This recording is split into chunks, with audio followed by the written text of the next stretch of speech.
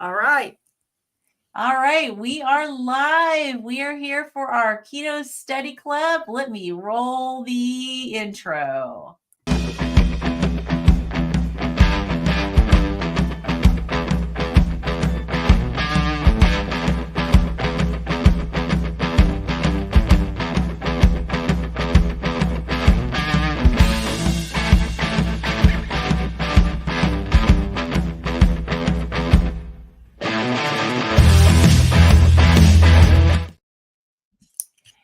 I like that intro. It's so good. It's so groovy. I love it. I love it. Well, you know what? We all like the rock music, so I figured it would suit us for sure. So awesome. Okay, how are you two doing today? I'm doing great, avoiding the heat. It's like 98 degrees here. Oh, wow. Yeah, that's hot. I am also doing great. I don't even know how many degrees it is here, but it's pretty hot. Let's see. You've got Um, snowflakes on your ears. Are those flowers? no, they're flowers. It says it's 82, but we had a high of 97 or 87, but I don't know if I believe it. It feels pretty hot out there. Yeah. So you're in Kentucky and Carrie's in Tennessee. I'm in Washington now. It's in the 60s here. So Oh, it- wow. yeah, this is a typical mild summer for us. So, but awesome. Yeah. Okay, so you guys ready? If you're Yeah. new joining us, we're going through this textbook here. It is a textbook. My favorite day of the week, y'all, and we got to do it a day early. So I was That's so right. excited. We're here on I Wednesday. know this is so today. much fun. Because Kim's working tomorrow. So Yeah. next week we're picking back up. I know we talked about doing a couple days a week, but we haven't talked any further. But we'll at least this plan for next week. We'll pick it up on Thursday. But awesome. So we left off last week we spent the whole time going through this table 1.1 with all the biological features and explanations for basically why we're carnivores. I have a question. What is Thursday's date? Is next Thursday, is that July 4th? Good question. Yes, it is. Oh. So we may, as much as I would enjoy it, and you all probably would. I mean, I imagine though that I don't know. Do you guys want to do it another day, or do you want to do it on the evening of the 4th? I'm cool with it. It's just it just dawned on me. Yeah, I don't think we should do it on. I don't think Yeah. because I've got some plans. I didn't even think about that. No, I didn't either. And a lot of people on Wednesday are getting ready for Thursday, so maybe we should just not do next week and pick up the following week, which would be the 11th.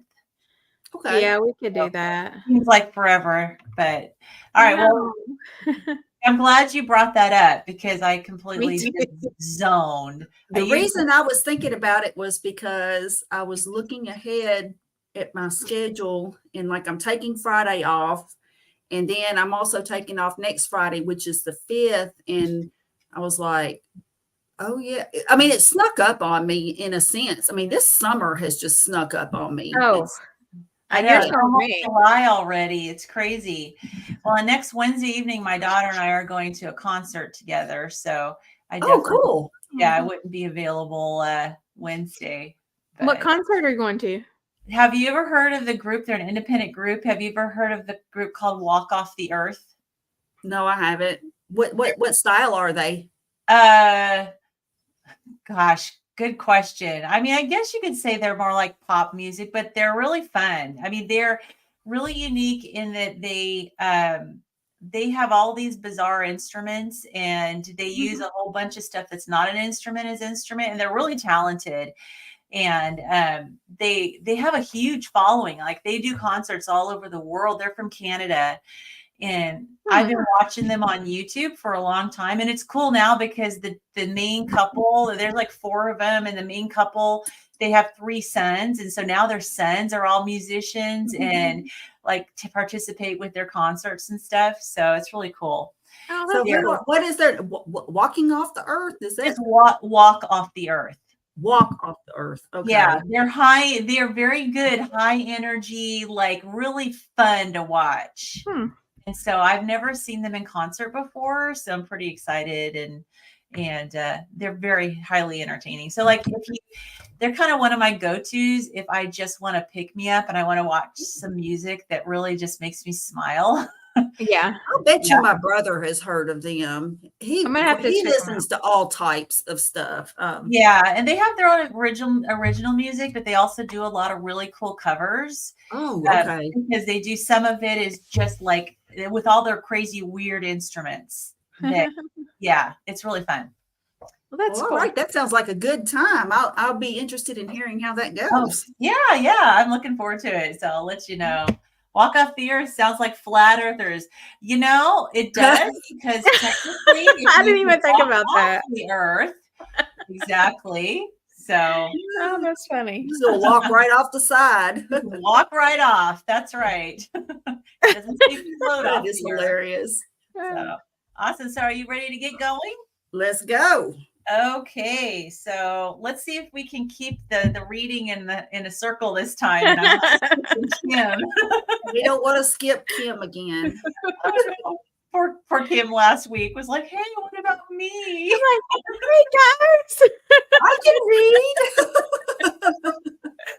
Oh my God, that's funny. All right, good deal. Okay, so Kiri, you want to start? So we are read the section number and the section title so everyone knows where we're at. Okay, we are on section 1.1.6. Is that correct? The critical role of animal fat in human evolution. That's the one where Yep. we're okay. Great. I marked the correct spot. So Yeah, I did yay too. me. Last week I messed up.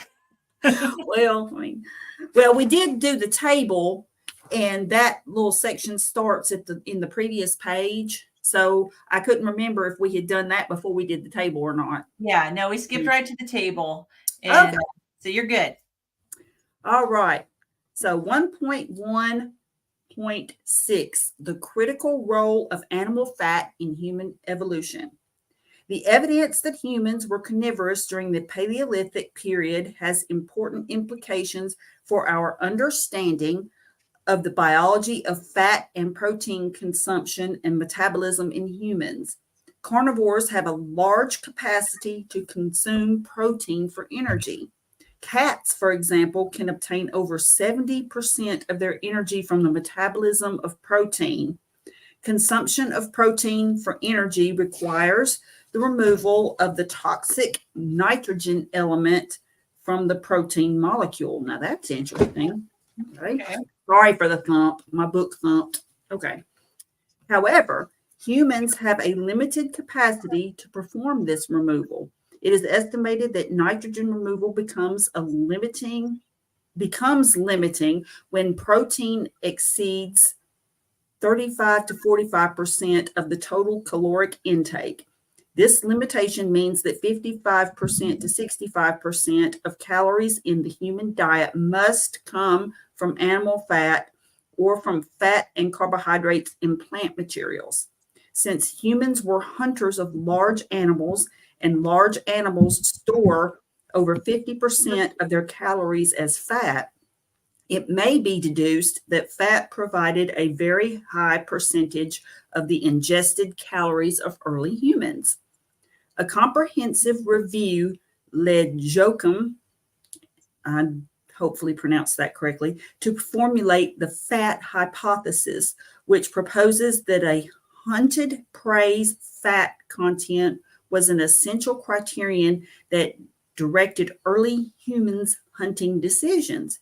He writes, the most efficient procurement of fatty meat is given priority over that of lean meat in the decision-making process, as is that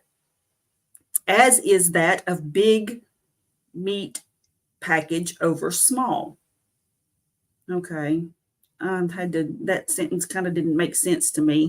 So to me, that means that they preferred bigger prey over smaller prey, and they also preferred more fatty prey over Right. lean. I guess the big meat package over small. I'm It's thinking the way we're it talking was hunting. worded. Things didn't come in packages back Right. then. Right. That I'm was sorry. It's weird. been a long day. My brain kind of fell behind a moment there. But okay. So let's see. At times, the hunted prey was abandoned once it was deemed fatless. Humans preferentially hunted large animals as they contained a higher body fat content. They specifically exploited those animal parts that contain greater amounts of fat. They also selectively hunted adult prey in their physical prime because this group of animals contains more fat than do the easier to catch younger and older animals. Finally, at great energetic expense, they extracted fat by boiling bones. In summary, the physiological and archaeological evidence supports the conclusion that the natural species-specific human diet involved the daily consumption of significant amounts of animal fat and protein. Okay. All right, cool. So that's kind of what I mean, I don't know. Have you guys actually measured your fat, like how much fat percentage your diet is? I Uh, have not. no, not I mean, I once or twice, but Yeah. I think I'm probably not getting enough fat, especially reading this. This is very interesting to me. The way that it was saying um, that basically we can't break down, we can't get rid of the nitrogen up to past a certain percentage. So that tells me, maybe I'm supposed to be consuming more fat. Yeah, that maybe too much protein is going to give us some of these nitrogen, not be able to break down the nitrogen. Mike, of course, says, yes, our ancestors preferred ribeyes and bone broth. That they did. Absolutely. Yeah. And I can tell, or I believe that what it is not getting enough fat. Like I don't purposefully like eat just huge sticks of butter or anything like that, but I generally just eat the fat that comes with whatever meat I'm eating, and I'm certainly not afraid of fat. So I've never, even before carnivore, never trimmed it off or anything. But I can tell that sometimes I just don't get as much fat for whatever reason, like maybe just whatever I'm eating just doesn't have as much fat on it as I normally would eat or something. And I can definitely tell, like for example, it might be harder to use the restroom, so to speak. Yeah, And so yeah. then I'll make a conscious effort then, okay, I know I need to just really get more fat. And I've also noticed that because I'll go through periods, now I love my bacon, but I will go through times where I don't eat any for a while. And I mean, I get the thick cut fatty bacon, and I can tell a difference after a while if I haven't had any in a while. I can just tell that I miss it. Yeah. And so then I crave it, and then I just eat a lot of it. Yeah. So do you guys go through that too? Yeah, I feel like I do. I mean, I stick with fatty cuts of meat, and I did track for maybe 3 or 4 days to see what my macros were. And at that point I was getting, I mean, it varied from day to day, but I was always somewhere between 65 and 85% of my calories from fat. And that was without adding, like putting butter on my steak or anything like that. That was just from the fatty cuts of meat I itself. don't think I get that much. I mean, I don't think I get do a either. lot, but I don't think I'm anywhere near like 85%. That's Right. Yes. We have to carry on the Dr. Berry tradition. That's right. We gotta talk to. Hey, listen, we're two of us are nurses and one of us analyzes everything. Okay. This is true. And I That's scary. was a GI nurse, so I have to talk poop. Yeah. I used to talk poop every day with patients. So Carrie at least says it nicely, like going to the restroom or the bathroom. I just come right out and say poop. You're telling us what it looked like on the poop scale. What is that called? That's the Bristol stool the chart. Bristol poop scale. Like when I first saw that, I thought, how ridiculous is this? Why are we comparing food or poop to food? Like, I don't want to Have get you that guys ever image. like looked at your like compared your poop with the scale before? Yeah. Have y'all ever done it? I have. I mean, yeah. I just admit it.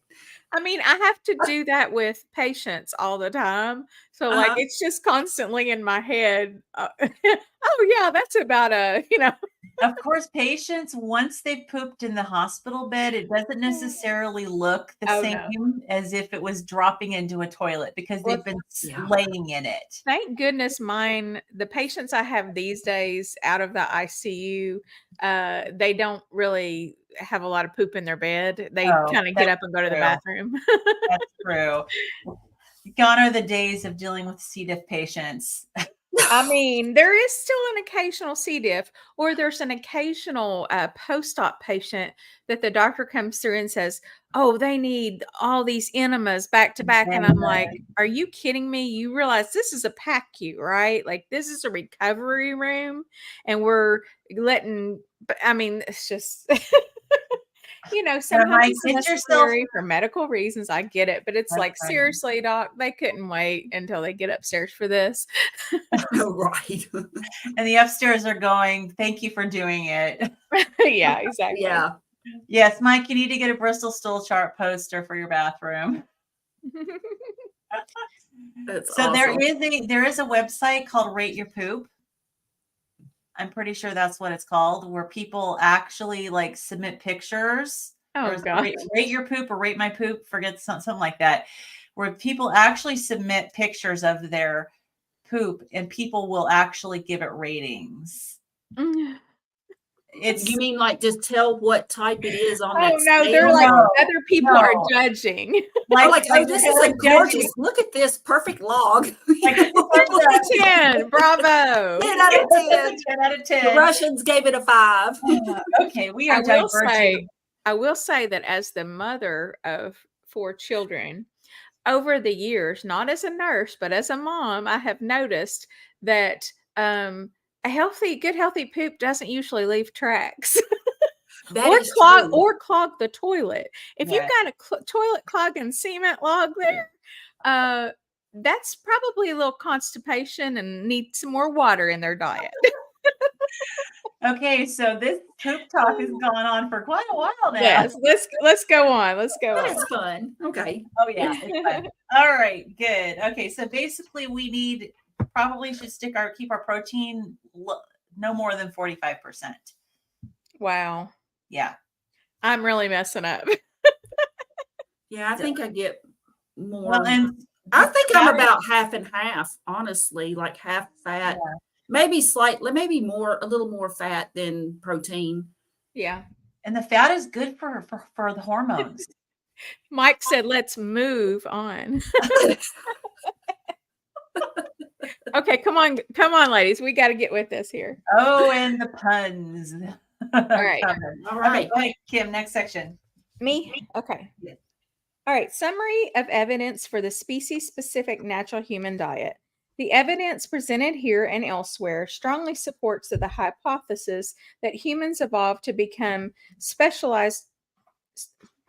Okay, I read that wrong. The evidence presented here and elsewhere strongly supports the hypothesis that humans evolved to become specialized carnivores. This dietary pattern lasted until very late into the Pleistocene period, approximately 15,000 years ago. A slight modification towards a greater inclusion of plants may have started in Africa some 85,000 years ago. This is suggested by changes in the FADS group of genes.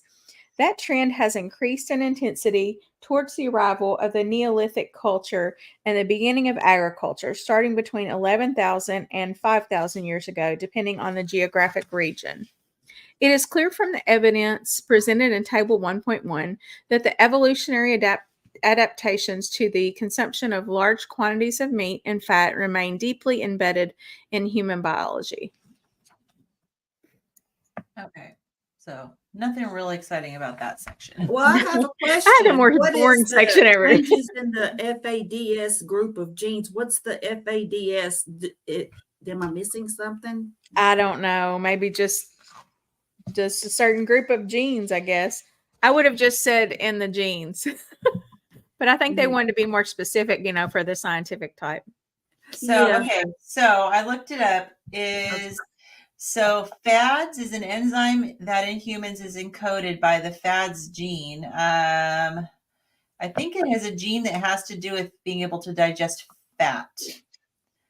Oh, okay. Okay, so the protein encoded by the FADS gene is a member of the fatty acid desaturates is FADS gene family and desaturates omega-3 and omega-6 polyunsaturated fatty acids. So basically it breaks down. It's a gene that makes it so you can break down fats. Okay. Okay, I learned something. There you go.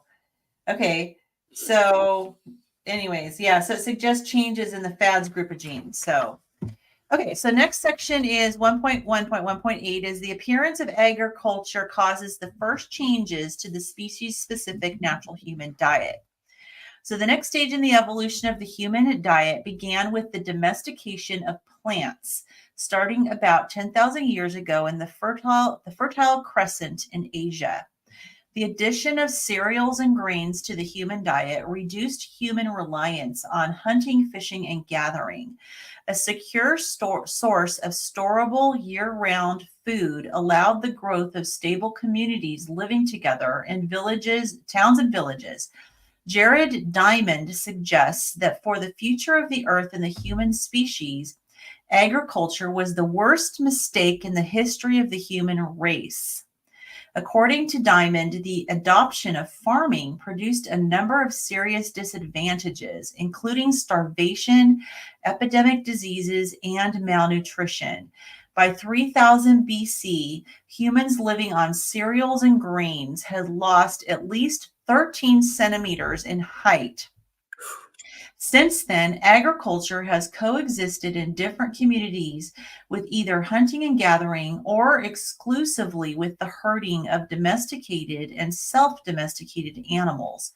Never in our prehistory has there been a group of humans that existed solely on the exclusive cultivation or gathering of plants or on a purely vegetarian/vegan diet. I got the interesting section. Interesting. Very interesting. Yeah, that is interesting. So, yeah, so basically, I like the fact that he says that agriculture was the worst mistake in the history of the human race. Wow. That's a lot. And there's a lot big to that. There's actually a book, and I will have to do some digging to find out the name of it. I've heard of it and I've wanted to read it, but basically, and I know Dr. Berry's mentioned it among others, that talks about with the advent of agriculture, not only did it, the food quality was not as good, but it also allowed the control of people. So people were like placed in like villages or towns and things like that. And then there were rulers over those people, and it sort of domesticated the people. It made, it added to the class. The class system. Mm-hmm. Yeah, there were the peasants, the serfs, and just like what we read in, other books that we've read, it talks about how the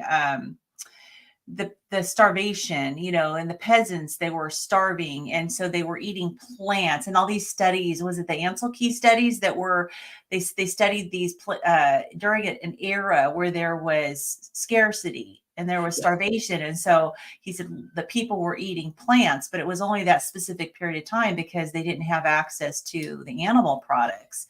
So if you have less hunting going on, and you can definitely develop somewhat of a class system, keep people poor and keep them sick.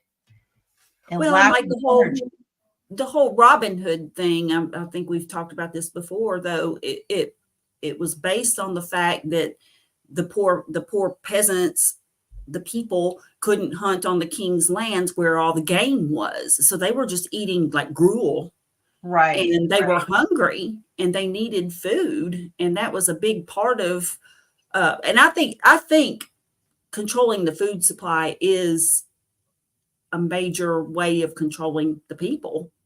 So Yeah. I can see why that the whole agricultural setup was detrimental to humans, and then because the food quality, since it's not as good, the health was bad, and I mean losing 13 centimeters in height. And that kind of lends to Mike's comment. So Mike sees controversy, lots of bread eating in the Bible. Yeah, and bread was actually symbolic too in Christianity, because I know with both Protestants and Catholics, they do communion, and it's the bread is supposed to symbolize the body of Christ. And so there is a lot of bread, and also too, like in the Old Testament, where during like Passover, when the Israelites were leaving Egypt, they were supposed to bake unleavened bread. So there's a Mhm. lot of bread, yeah, throughout. And but yes, of course, almost no processing and lots of walking everywhere. Yeah, that's true. And even now in I think is it in Europe where the grains are better than in the US? That's what I've heard, that Yeah. they're not the like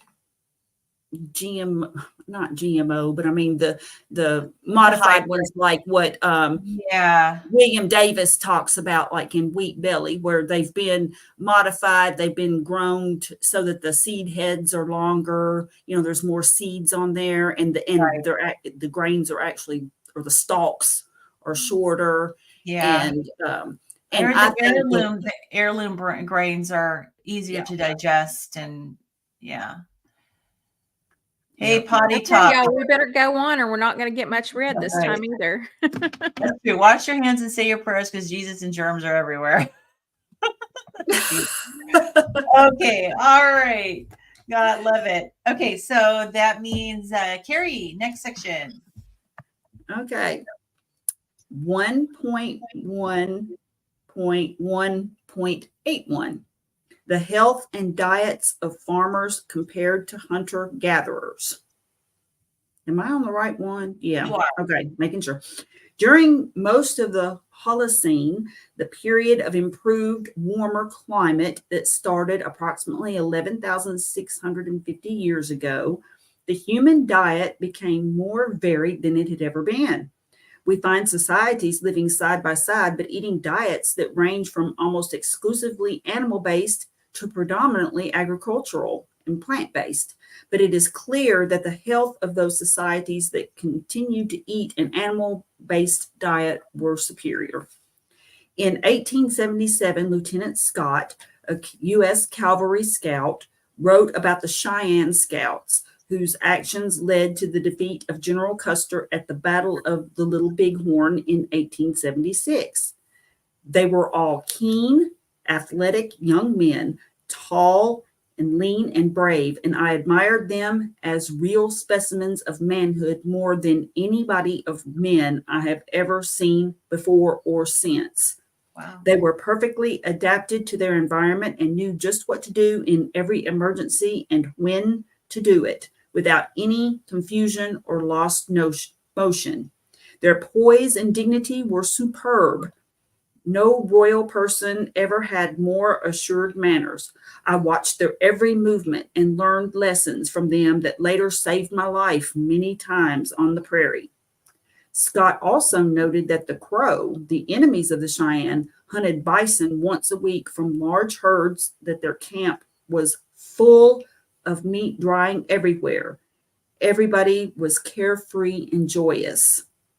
Others reported that the American Plains Indians were free of the diseases that afflicted European settlers, including diabetes, cancer, heart disease, and most infectious diseases. It is rare to see a sick body among them, and that they are unacquainted with a great many of diseases that afflict Europeans, such as gout, gravel, and dropsy, etc.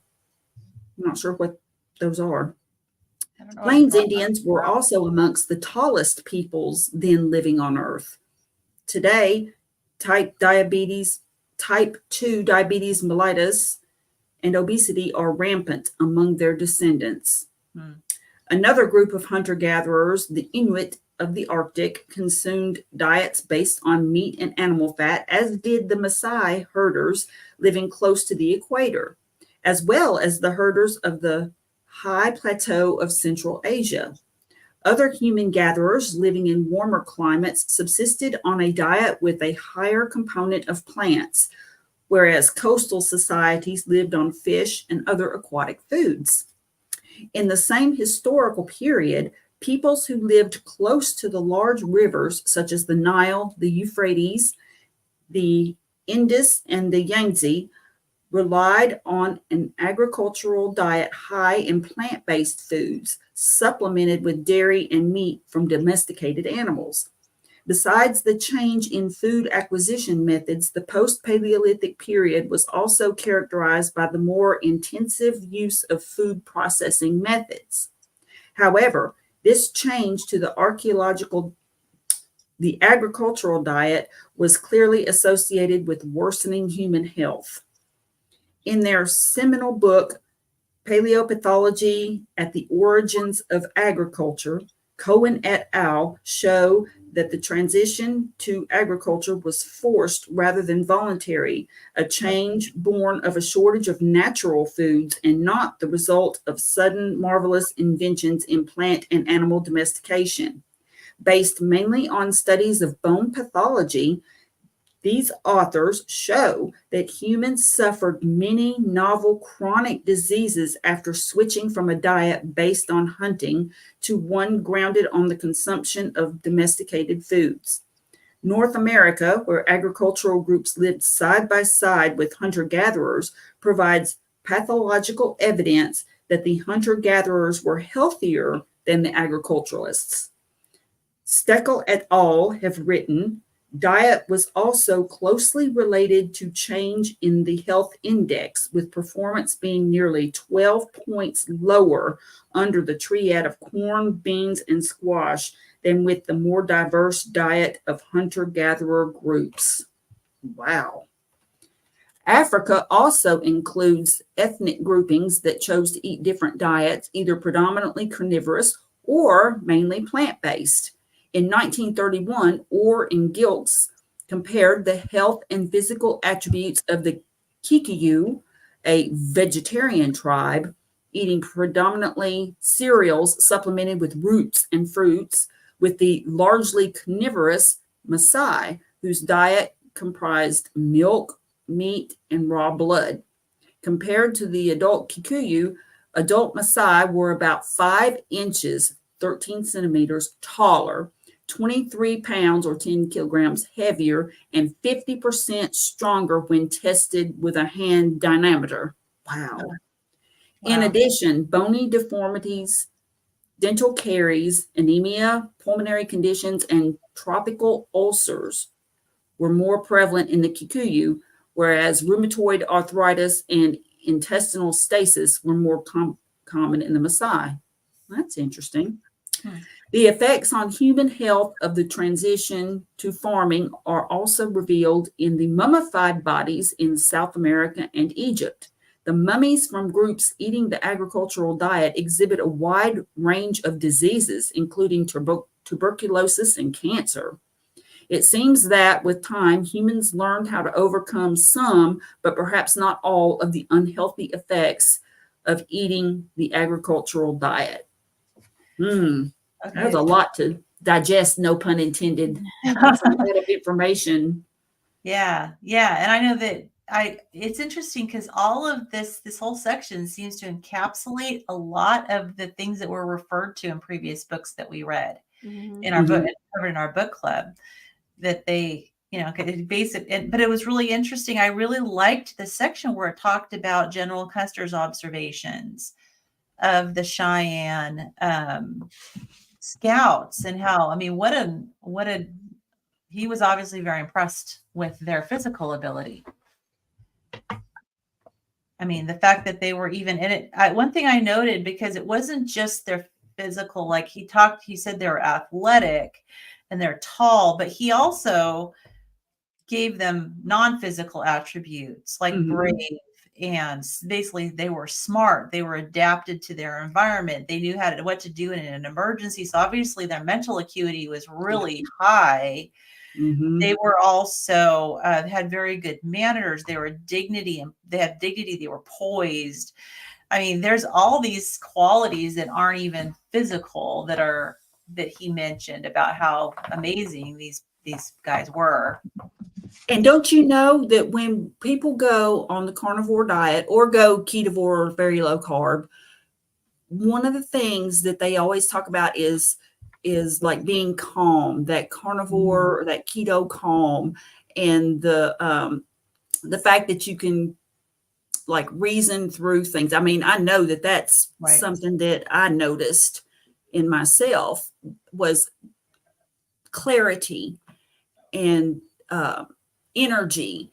It wasn't just a like a physical appearance type of a thing. There were other things internally and just like in my mind that improved. And I'm sure you guys can say the same thing. I mean, it's just amazing. And so this here just basically, I think they just had keto / carnivore calm. Yeah, I think so too. I mean, I can definitely attest to it. I mean, Yeah. my brain fog was so bad. I was slurring my speech, and I couldn't get my words out, and my brain would freeze. I couldn't get thoughts together. So absolutely, I've noticed a big difference. And it's interesting. So my husband I don't know if he read or he watched a video about some study that was, I don't know if it was recently published or not, but it was a study that was done. It was kind of like an egg trial. It was done on students, and they took little kids, and they had them take an IQ test at the beginning, and then they had their control group, and then their study group. They had them make sure they had at least one egg a day. So Yeah, if they that was in already one of the books that we read. Oh, was it? Yeah. Okay. And Karen their recommended it. and their IQ points of the study group, it went up like 15 points just by adding one egg a Mhm. Yeah, I day. don't remember the specifics of it, but I remember that study being in one of the Okay. books we read. Okay. Yeah.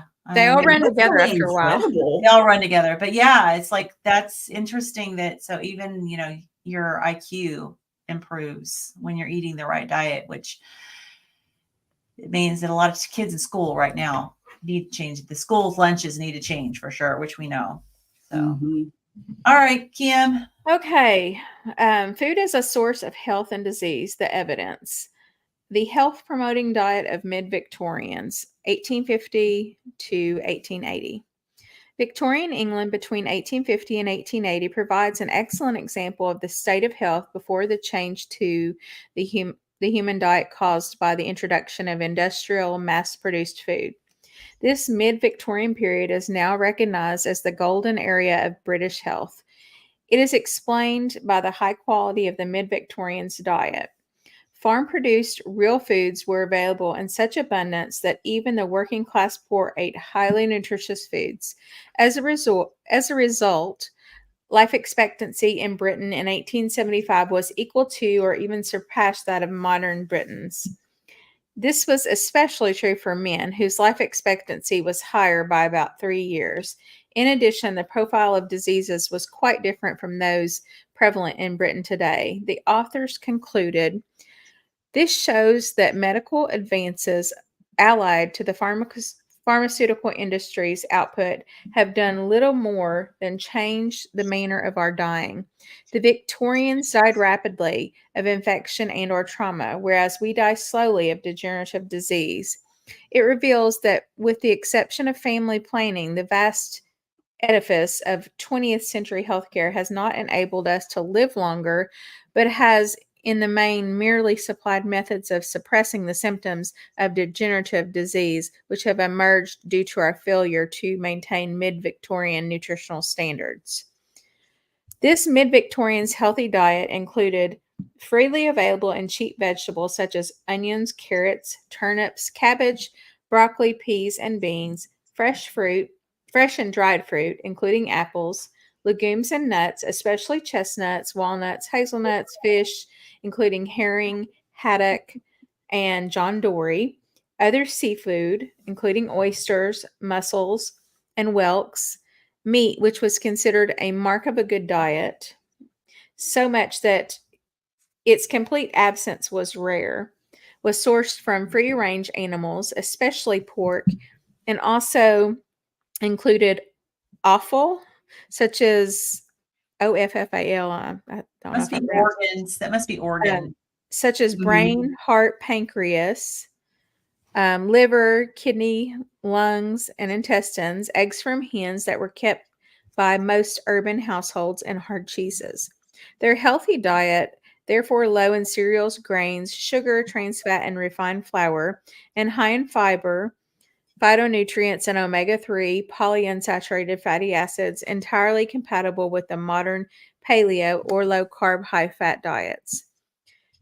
But this period of nutritional paradise changed drastically after 1875, when cheap imports of white flour, tinned meat, sugar, canned fruits, and condensed milk became more readily available.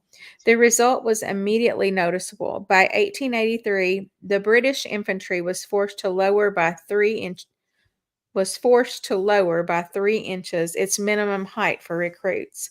By 1900, 50% of British volunteers for the Anglo-Boer War were rejected because of undernutrition.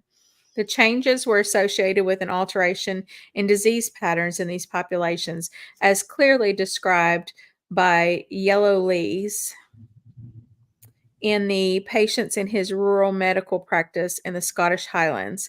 The remarkable health of other pre-industrial societies eating their traditional diets, and conversely, its immediate destruction with the adoption of the industrial or colonial diet, has been captured in the unique and remarkable writings of Dr. Weston Price.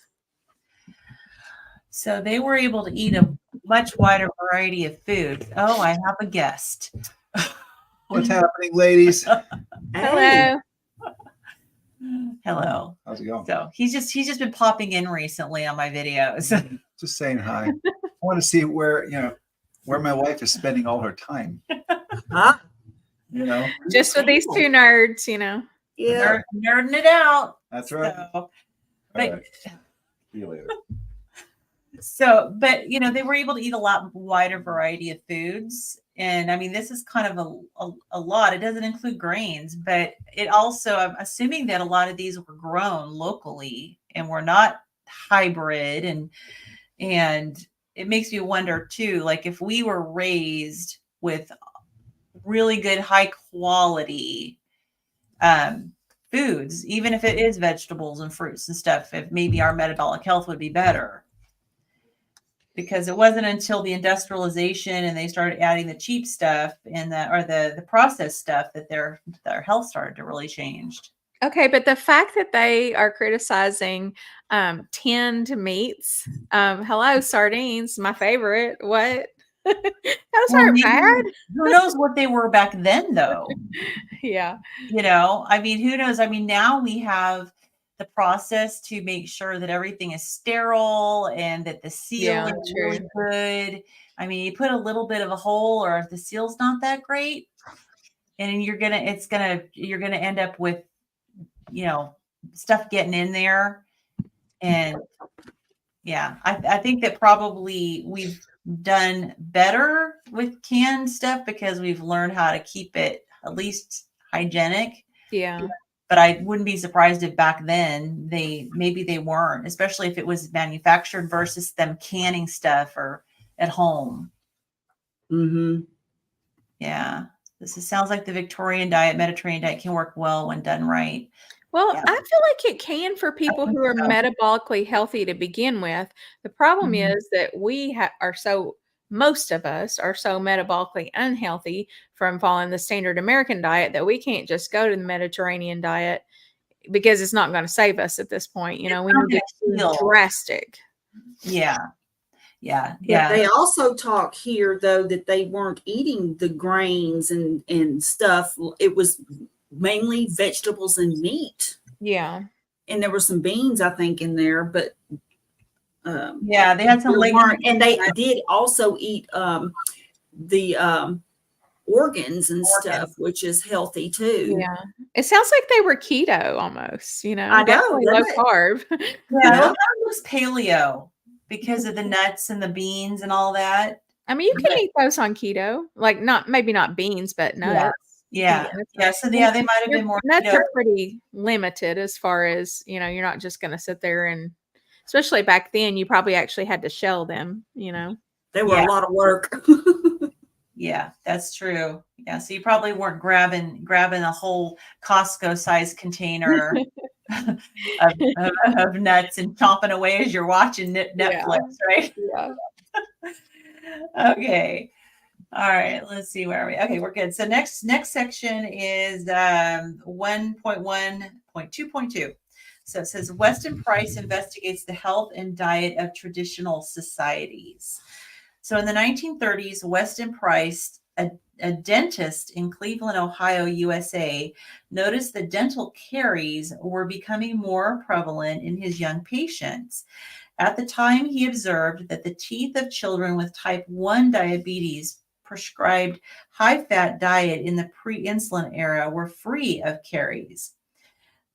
The diet comprised milk, cream, butter, eggs, meat, cod liver oil, bulky vegetables, and fruit. His own experiments had also shown that one meal a day high in fat-soluble vitamins could prevent the progression of dental decay in children with active dental caries. He also knew that the teeth of ancient South African fossils did not have dental caries. He wondered whether perhaps a recent dietary change could explain the increase in dental caries among the children in his dental practice. He knew that to answer that question, he would need to travel the world in search of peoples who were still eating the controlled diet that they had eaten before the spread of the modern industrial diet. If they were healthy, he would know that the adoption of that novel diet is a key driver of the ill health of modern humans. So, interesting. I hear a lot about Weston Price. Admittedly, I do not know much about him, but I keep hearing his name come up, you know, in different books and in different, Right. like in the keto realm. I forgot he was a dentist. Yeah, I don't think I ever knew that. Yeah. Yeah, exactly. I found the Mike. Weston A. Price Society had a website. This was like when I first started delving into diet and stuff. Yeah. And I did, that was my introduction. So I sort of, between him, that website, and Mark Sisson, it was sort of introduced me into like paleo. Yeah. So I remember hearing you talk about that. And then I've seen it in several places since I heard you talking about that. So I'm like, maybe I should look into exactly who he was and what he did and stuff. But Mike, you have a great point. Dental health is one of the biggest selling points of carnivore. I think all of us have probably had, good reports from our dental hygienist since we started carnivore.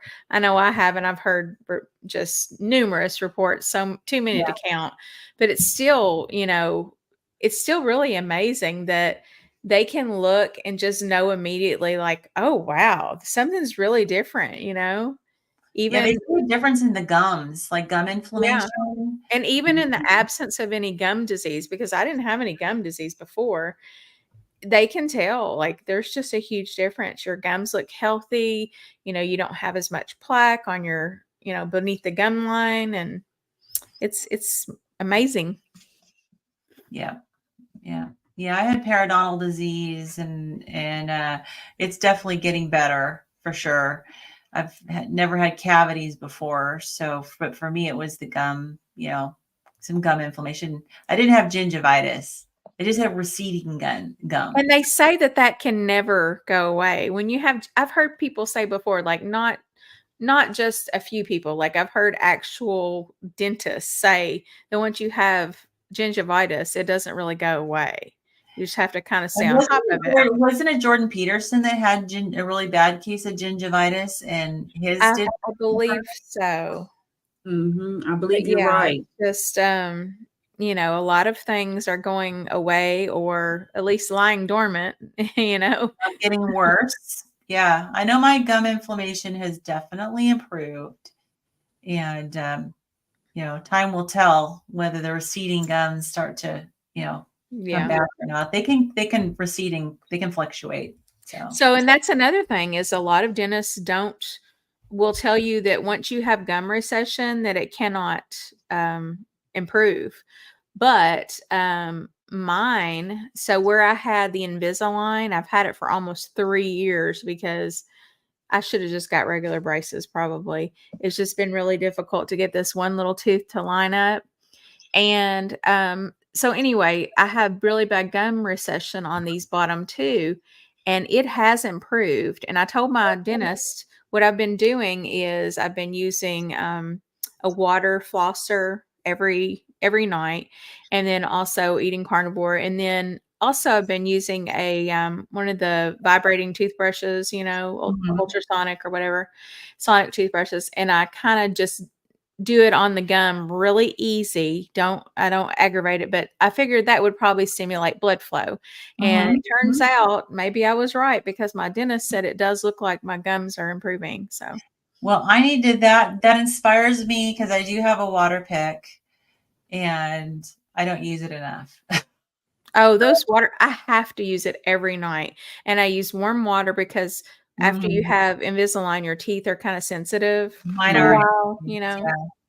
Yeah. But anyway, I'm getting way off track. Sorry. But it's an interesting topic, You know, though. that all fits because Weston A. Price, talking about, comparing the caries among people who eat a certain way versus not, and then wanting to look into that. And then we're living proof that Mhm. these benefits are true. We're confirmation of Yeah. that. Us and a lot of the many people who are out there, in the keto carnivore space are all finding these improvements. So Yeah. while people think of it as a weight loss thing, it is just really improving you overall.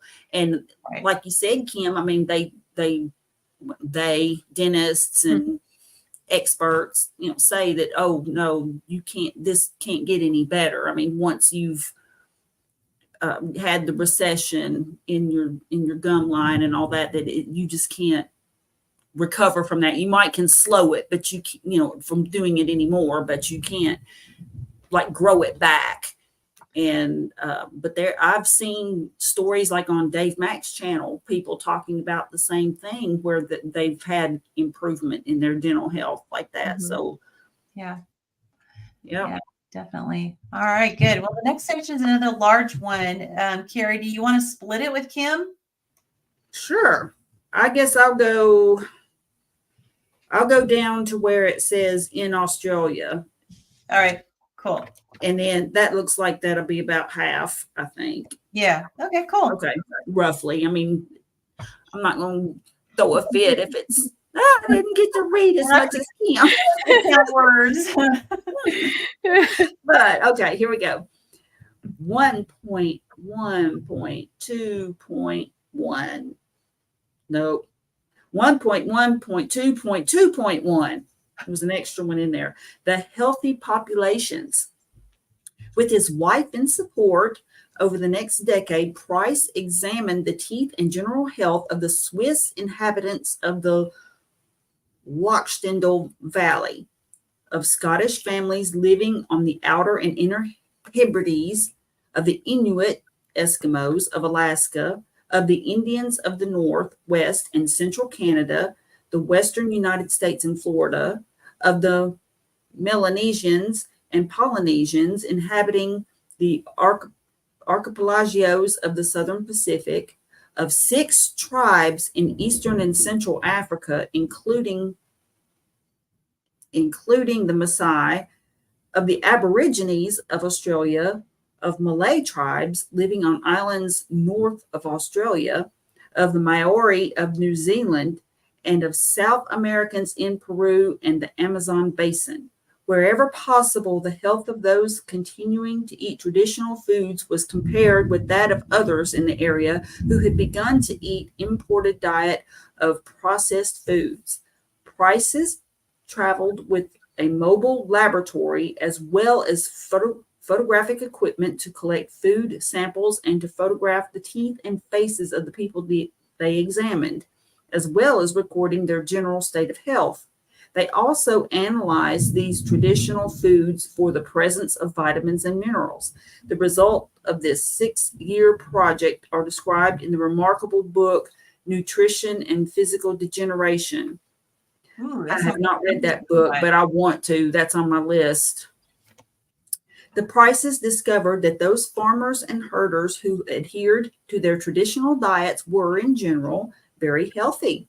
Specifically, those who continued to eat the foods of their ancestors showed an almost total absence of tooth decay, broad faces, wide nostrils, and perfect dental arches, superior immunity demonstrated by an absence of tuberculosis in some communities, such as the Swiss of the Lochstendal Valley, and an absence of most of the modern chronic diseases of lifestyle, including cancer, rheumatic diseases, and other autoimmune diseases. For example, they describe the Inuit of Alaska as an example of physical excellence and dental perfection, such as has seldom been excelled by any race in the past or present. Wow. And as robust, muscular, and active, inclining rather to sparseness than corpulence, presenting a markedly healthy appearance. The expression of the countenance is one of habitual good humor. The physical constitution of both sexes is strong.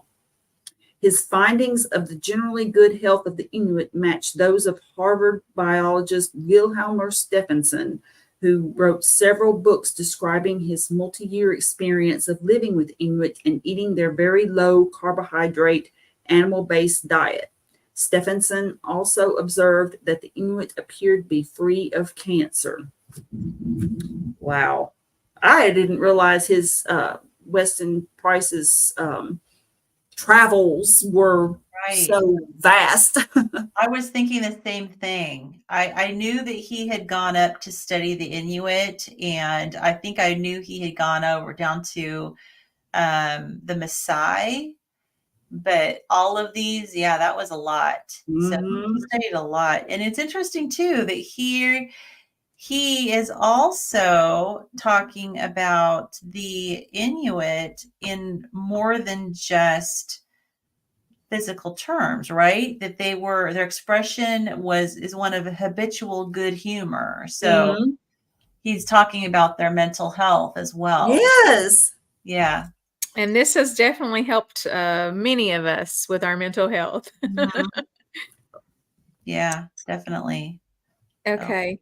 In Australia, Weston Price reserved special praise for the health and physical abilities of those Aborigines who continue to live in accordance with their traditional ways. However, he also observed that, like the Inuit and the American Plains Indians, the Aboriginal health deteriorated catastrophically once their diet began to include wheat flour and sugar. While these evidences of superior physical development demand our most profound admiration. Their ability to build superb bodies and maintain them in excellent condition in so difficult an environment commands our genuine respect. It is a supreme test of human efficiency. It is doubtful if many places in the world can demonstrate so great a contrast in physical development and perfection of body as that which exists between the primitive Aborigines of Australia, who have been the sole arbiters of their fate, and those Aborigines who have been under the influence of the white man.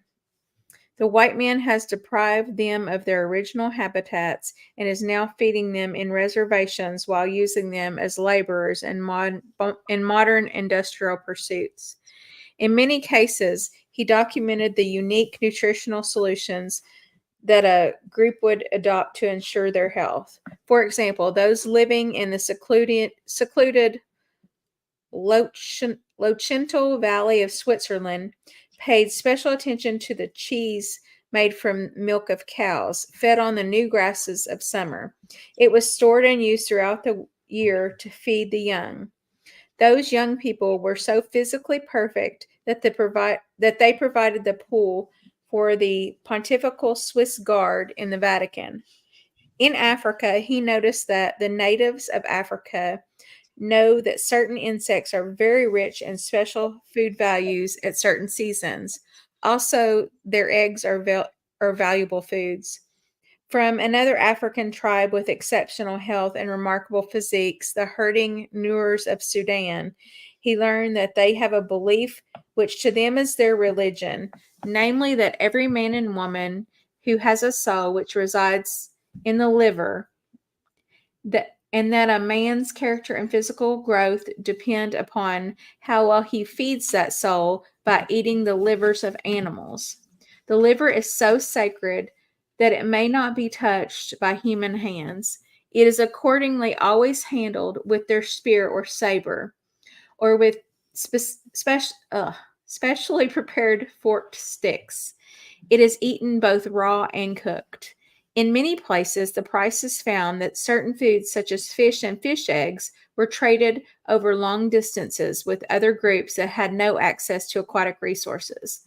On the island of Viti Levu in Fiji, trade continued between the shore and the interior tribes, even during periods of bitter warfare. The interior group would leave mountain plant foods in known caches at night. In return, the shore groups would leave seafoods. In many of these groups, a special diet was prescribed to newly married couples and to pregnant women. In the Peruvian Andes, the prices found young children with pouches filled with fish eggs that they had collected hundreds of miles away on the Pacific coast. Analyzing these fish eggs, Price found that they contained a high level of what he termed factor X, which he deemed essential for healthy growth. Sorry, that was thunder. Oh, that's Wow. The storm moved in. Wow. He identified factor X in different foods of many societies, including the special cheese of the Swiss Lautenschal Valley. Factor X was later identified as vitamin K2, which is responsible, among other effects, for the orderly distribution of calcium to various bodily organs. Comparing the vitamin content of traditional and modern foods, Price concluded that the most crucial difference between the two can be found in the higher content of fat-soluble vitamins like vitamin A, D, and factor X, or K2. He wrote, I have shown that the primitive races studied were dependent upon one of the three sources for some of these fat-soluble factors, namely seafoods, organs of animals, and dairy products. These are all of animal origin.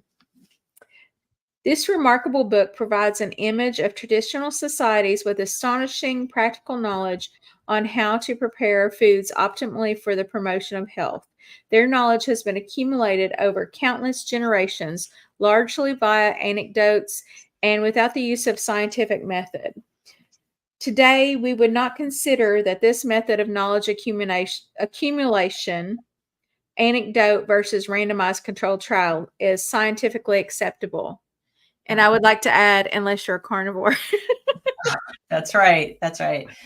We lost Carrie. Oh, I wonder if it's the storm. Hopefully she'll be back. Yeah, sounded like a pretty bad one. Yeah. I was wondering if she was going to lose her electricity there. Well, hopefully she'll make it back.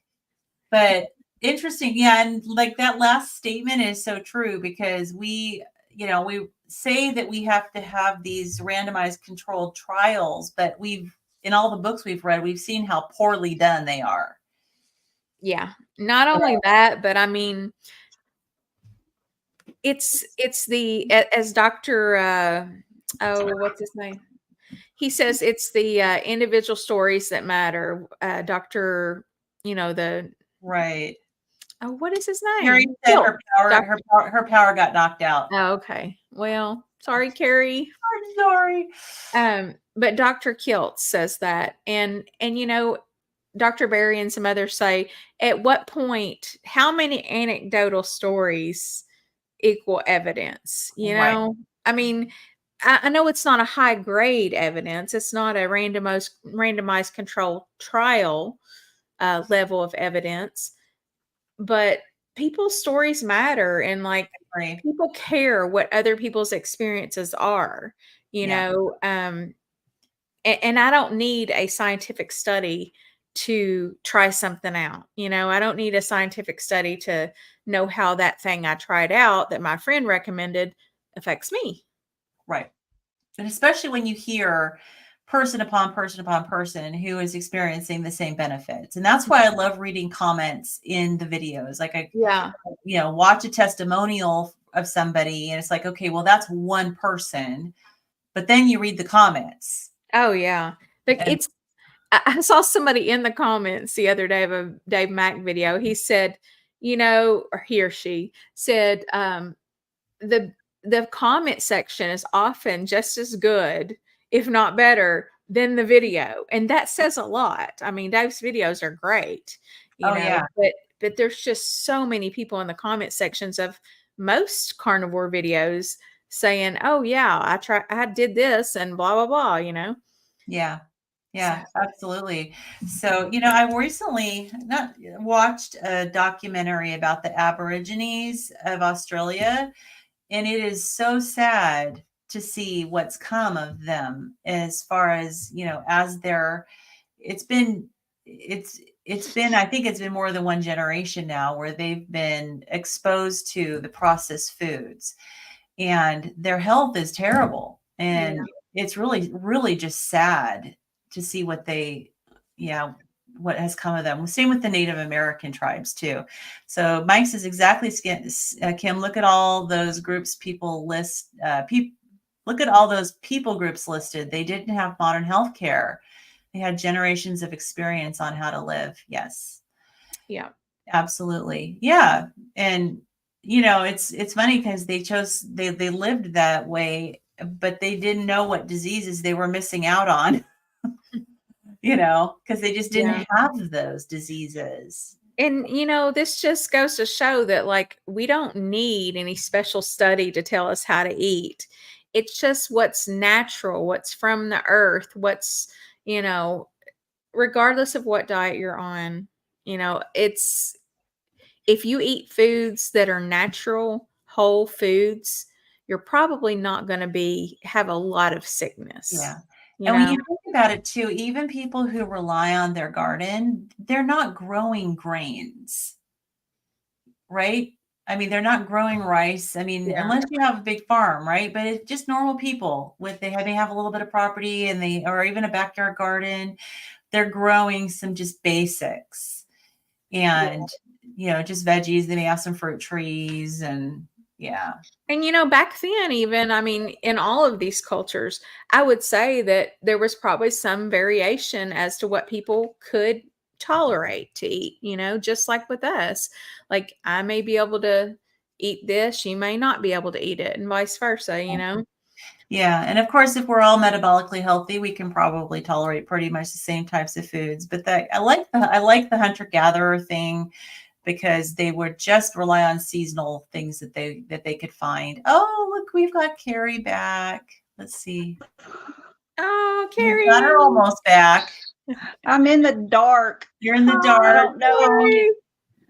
Well, we can hear you. So Mike says, so humans are saying, so you are saying humans can thrive without a copay. Yes, exactly. That's what I'm attempting to do right now. So yes, go. Well, shoot, this is bad, but at least I'm here. Yeah, we can hear you. We can see the outline of your little face. I can see your face just a little bit. You need to just get a flashlight, and put it like here, like the spooky campfire scenes. Yeah. Oh man. Yeah. I figured maybe some of the light from the window would, but oh well. I'm improvising. Hey, I'm using that carnivore calm. Yes, I think we can make it. We have got 3 small sections, including a summary. I think we can actually make it through this part if you guys want to go for a few more minutes. Yeah, we can. It's just I can't see to read, so I won't be able to read anymore. You guys will have to do it. Okay. Okay. So then I'll read the next section. It's small. So There is some feedback though, so I don't know why that is, but some reverb. Yeah. yeah, I'm just hearing like some echo. It was since Carrie's come back. I don't know if it's, you may want to just mute your mic if you can, Carrie. Yeah, I'll mute. Okay. Oh yeah, the feedback went away. Okay. All right. So the next section is 1.1.2.2.2. Carrie's phone. It's okay. Oh, maybe the feedback is Carrie's phone, possibly. Okay, so this is called the first appearance of specific diseases in these populations.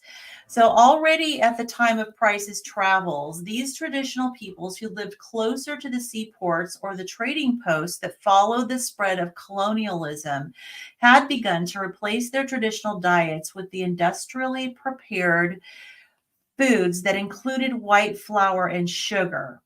This development allowed Price to compare the health of individuals in the same ethnic groups and living in the same regions who subsisted either on their traditional diets or on the modern industrial diet. He noted an obvious trend. As soon as communities began to eat the modern foods of commerce, the name he gave to foods containing white flour and sugar, their health declined dramatically and predictably. Not only did the rate of dental caries increase substantially in both the young and old, but the facial structures of the children were dramatically changed with dire consequences for their health. It is remarkable that regardless of color, the new generations born after the adoption by primitives of deficient foods develop in general the facial and dental arch deformities and skeletal defects. Significantly, the shape of the nose did not allow for optimal nose breathing, and the crania narrowed, with flat cheeks compared to the broad facial form of those who continued to consume their traditional diets.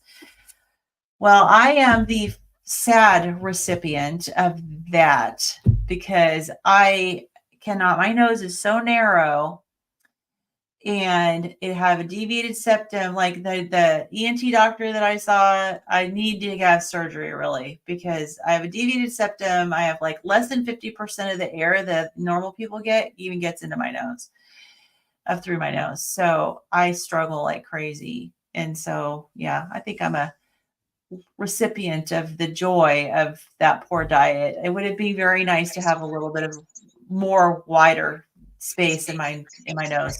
My nose is narrow too. Yeah. And my mouth is really small. Like where we used to live, when I took the kids to their pediatric dentist, I went to that dentist because that dentist is used to working in small mouths. My mouth is really small. Yeah. I bet you're hard to intubate. Probably. I've had a couple surgeries, so I didn't ask, but I know that I do have a very narrow airway, even down low. I've been scoped by an ENT, and she said, "Oh yeah, you're pretty narrow," and so I know that I'm pretty sore afterwards if I do have to get scoped for a procedure. So, so they're saying our ancestors were hotties. Are you saying we're hotties, Mike? I think they were because they just had perfect jawlines. Okay, so 1.1.2.2.3, the contribution of Western Price to modern nutritional science. The first scientific contribution made by the Prices was a renewed appreciation of the nutritional importance of vitamins and minerals. Not that the Prices knew which specific vitamins or minerals were involved, but they did realize that something special was present in the specific cheese, fish eggs, liver, or a myriad of other vitamin-containing foods that were unique to the diets of the different healthy populations that they studied. Secondly, they learned how these traditional societies prepared each food source to remove specific deleterious effects. Many foods, mostly plants, have chemicals that are toxic to humans. Plants invest heavily in defending themselves from consumption. They do this by producing toxins and anti-nutrients, especially in their seeds, which are energy-dense parts that mammals prefer. This explains why humans cannot safely eat raw wheat, rice, or beans. The harmful chemical compounds in most plants include rapidly acting toxins, as well as toxins that produce more subtle effects with prolonged consumption. They also contain compounds that reduce the digestibility of the plant macronutrients and interfere with mineral absorption. Humans have developed a number of methods of food preparation or preservation that neutralize wholly, partly or wholly, these deleterious chemical compounds in plants. The best known and arguably the oldest preparation method is thermal processing, be it roasting, cooking, or baking. The cooking of plants has been practiced since at least the Paleolithic era. Fermentation, which is the external predigestion of food by bacteria, also dates back to the Paleolithic era. Fermentation is widely used to prepare plants as well as dairy products and sometimes meat. For example, the rising of dough is a form of fermentation. Thus, the preparation of bread combines two food preparation methods, fermentation and heat cooking, or heat processing, or baking. In societies in South America and Africa whose staple food is maize, the maize is fermented and cooked with lime in a process named nixtamalization, which removes the anti-nutrients that interfere with plant nutrient digestion and absorption. Sprouting and soaking are also effective in neutralizing plant toxins and are used to prepare legumes and cereals, amongst other foods. So this whole section is Dr. Chafee. Yes, trying to that's kill what it. I was thinking. Yes. But I mean, and I know that he chooses not to eat any plants, but I know that you can prepare them in such a way that you can neutralize the toxins. So, but I guess the question is that are they still serving you? Like I don't eat any plants, but it makes me think that maybe if I did choose to sometime in the future, if I'm metabolically healthy, I'm definitely not going to go raw. I wonder about these people who are just raw vegans. Yeah, me too. Yeah, and how they. I know a lot of people when they initially become vegan or vegetarian feel better, but I just think it's probably because they're getting rid of all of the processed garbage. And that's what they think about us too. I've been watching some of them recently. Like they just pop up, and I'm like, okay, I want to see how they think. Well, and there is something to be said about getting rid of the processed garbage and getting rid of the sugar, for sure. I mean, I think that a part of the benefit is that. But I think the people who've been long-term carnivore are still doing well because we're also getting nutrients and we're not getting those anti-nutrients, the toxins of the plants. So well, early in my carnivore journey, in one of my videos that I don't know if it was the video that you discovered me where I was listing all the symptoms. I had a couple of those. But anyway, early in my journey, I said at the end of the video, and I almost wish I could take it back, but I said, it's not that I think that it's just the addition of meat, but maybe the absence of everything else. Mhm. And I no longer think that, but you can't change a video. So yeah. kind of like what you said. I think it is the meat, Right. I know, because I'm like you, like early on in my journey, I honestly didn't know how many nutrients, vitamins, minerals, and all the nutrients are actually in meat. And so, it was easy to think, well, it's just that you take away all this other stuff, but you're also adding nutrients that you weren't necessarily getting before. And the bioavailability is really important because I know with plants, a lot of times those nutrients get caught up in the fiber and they go out of you as poop. Mike, you still here? And they kind of go out of you. You don't necessarily absorb everything. Whereas with the meat, I think you absorb a lot more. So, alrighty, one last section and then we can make it a wrap for today. So this is the summary for this this part. So it says, to summarize, the study of traditional healthy societies teaches us that humans built countless food systems by trial and error, each unique to a particular environment. These systems included a unique set of essential foods that originated within those environments, as well as methods for removing toxins from plants to increase the absorbability of their contained nutrients. Most importantly, being relatively small and stable, these traditional societies could ensure that this knowledge was passed down from generation to generation. In overview, we can see that an originally meat-dominated diet during the first 2.5 million years of human evolution transformed a few thousand years ago into thousands of locally adapted diets, each forming a complete nutritional system aligned with a specific local agricultural system that provided healthy nutrition for all members of these local communities. However, as the very reason for the price's travel shows, signs of deterioration, both in dental and general health, appeared in the first half of the 20th century in America and other non-secluded parts of the world. Industrialization and the global trend of urbanization seem to have broken the transference of communal nutritional knowledge. Urbanization also eliminated easy access to foods that had secured the health of traditional societies over hundreds of generations. But the prices were not alone in alerting the world to the critical importance of diet and dietary changes in determining human health. So we can stop there, and that's where the next part we're going to learn about somebody else who studied this. All right. Okie dokie. So it looks like if we don't plan something, and I'm reverbing, if we don't plan something specific for next week, I guess it'll be 2 weeks. So Okay. I was just gonna say, I mean, we can text and then let our people know, but I mean, I'm open to doing it like after work some night. I'm usually home by 8 Eastern Standard Time. So if that's an option for you guys, just let me know. okay. Yeah, now we have zoning laws where we can't have chickens in town. I know. And HOAs. I can't have chickens in my backyard because of our HOA. Annoying. So yeah, so we'll definitely see if we end up deciding to fit a session in next week. We'll schedule it. We'll let you know for sure.